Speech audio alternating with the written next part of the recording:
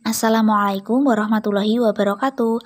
Hari ini kita mau membahas kunci jawaban post-test topik 5 Asesmen SD paket A modul 1 memahami assessment.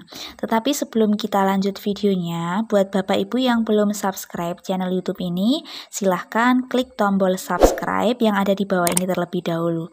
Jangan lupa juga untuk mengklik tombol like-nya. Hari ini kita akan mulai dari modul 1 memahami assessment. Kita klik saja modul 1 memahami assessment. Setelah itu kita akan langsung mengerjakan post-testnya. Klik mulai kerjakan post-test. Nomor 1, assessment sebagai proses belajar bertujuan untuk. Kita coba jawab dengan mengklik pilihan C. Mendapatkan umpan balik bagi guru untuk memperbaiki pembelajaran di tema berikutnya. Kita lanjut soal nomor 2 dari 12 soal. Perhatikan pernyataan di bawah ini. 1. Untuk mengetahui sejauh mana kemampuan dan pemahaman diri terkait materi tertentu. 2. Untuk merencanakan perbaikan proses pembelajaran selanjutnya. 3. Untuk mengetahui sejauh mana ketercapaian tujuan pembelajaran pada periode tertentu. 4. Untuk mengetahui nilai capaian belajar anak. 5. Untuk mengetahui kekuatan dan kelemahan belajar setiap individu. 6. Untuk merencanakan pola pendampingan belajar yang perlu dilakukan. Fungsi asesmen sumatif bagi guru adalah ...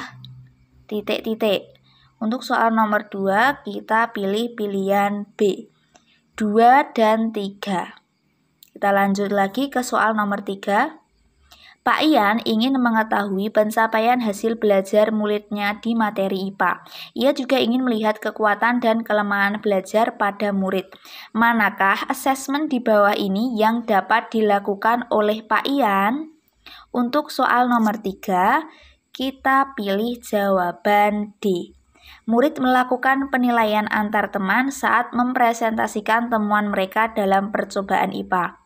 Kemudian, murid saling memperbaiki dan melengkapi temuan mereka.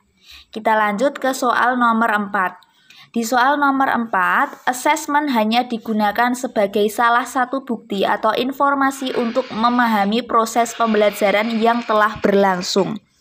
Nah, pernyataan ini betul apa salah? Nomor 4, kita pilih jawaban yang B, salah. Kita lanjut ke soal nomor 5. Perhatikan pernyataan di bawah ini. 1. Dapat digunakan sebagai umpan balik perbaikan pembelajaran. 2. Dapat digunakan untuk memetakan perkembangan proses belajar murid.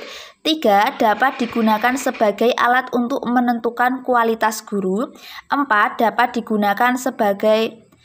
digunakan untuk bahan evaluasi diri guru dalam meningkatkan mutu pembelajaran. 5. Dapat digunakan untuk mengetahui hasil belajar murid pada akhir proses pembelajaran saja. Pernyataan yang tepat terkait fungsi asesmen adalah untuk soal nomor 5, kita jawab B, 1, 3, dan 4. Kita lanjut ke soal nomor 6. Di soal nomor 6, pertanyaannya, dalam melakukan penilaian hasil belajar murid pada mata pelajaran IPA, Pak Adit menggunakan tes tertulis sebagai satu-satunya alat ukur untuk mengukur kompetensi murid. Berdasarkan prinsip penilaian yang dilakukan Pak Adit tidak sesuai dengan prinsip. Untuk soal nomor 6, kita pilih jawaban A, menyeluruh. Kita lanjut ke soal nomor 7. Di soal nomor 7 pertanyaannya, peran asesmen dalam implementasi kurikulum di kelas adalah. Untuk soal nomor 7, pilihan yang tepat yaitu D, membantu guru untuk menentukan strategi pembelajaran selanjutnya. Kita coba yang D. Kemudian nomor 8, pernyataan yang benar mengenai kriteria ketercapaian tujuan pembelajaran adalah. Untuk soal nomor 8, kita coba jawab dengan mengklik pilihan C. Kriteria ketercapaian tujuan pembelajaran merupakan sumber informasi bagi guru untuk menentukan tindak lanjut penyesuaian pembelajaran sesuai kondisi murid. Kita lanjut ke soal nomor 9. Pak Dense adalah seorang guru baru. Ia masih kesulitan untuk memahami kaitan antara capaian pembelajaran dan tujuan pembelajaran dalam kurikulum dengan asesmen. Pak Dense menuliskan langkah-langkah agar dapat membantu ia memahami. 1. Menelaah capaian pembelajaran. 2. Menurunkan capaian pembelajaran menjadi alur tujuan pembelajaran dan tujuan pembelajaran. 3. Melakukan asesmen. 4. Dari indikator asesmen diturunkan menjadi kriteria ketercapaian tujuan pembelajaran. 5. Menurunkan tujuan pembelajaran menjadi indikator asesmen. 6. Mendiagnosis penguasaan murid dengan bantuan kriteria ketercapaian tujuan pembelajaran. 7. Menentukan intervensi pembelajaran yang sesuai. Langkah-langkah yang tepat dan sesuai urutannya adalah untuk soal nomor 9 ini kita pilih pilihan yang D. 1, 2, 5, 4, 3, 6, 7. Kita lanjut ke soal nomor 10. Asesmen yang dilakukan pada awal pembelajaran untuk mengetahui kapasitas murid di kelas adalah nomor 10, jawabannya yaitu C, asesmen diagnostik. Kita lanjut ke soal nomor 11. Bu Alda akan melakukan tes untuk kemampuan menulis cerpen. Untuk tes tersebut, sebaiknya Bu Alda menggunakan instrumen asesmen ... Soal nomor 11, kita coba jawab B, rubrik. Kita lanjut lagi ke soal nomor 12, atau soal yang terakhir. Pak Didi akan melakukan asesmen untuk tujuan pembelajaran berikut. Menyajikan hasil percobaan pemanfaatan gaya dan gerak serta pengaruhnya pada peristiwa di lingkungan sekitar.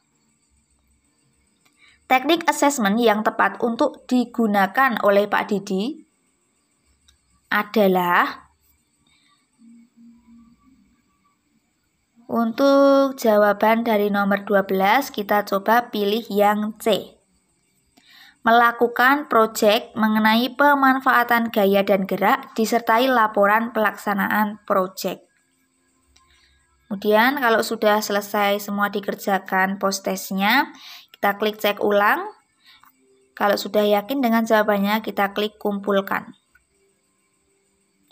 Nah, demikian tadi kunci jawaban topik 5 Asesmen SD, _paket A, modul 1 memahami asesmen.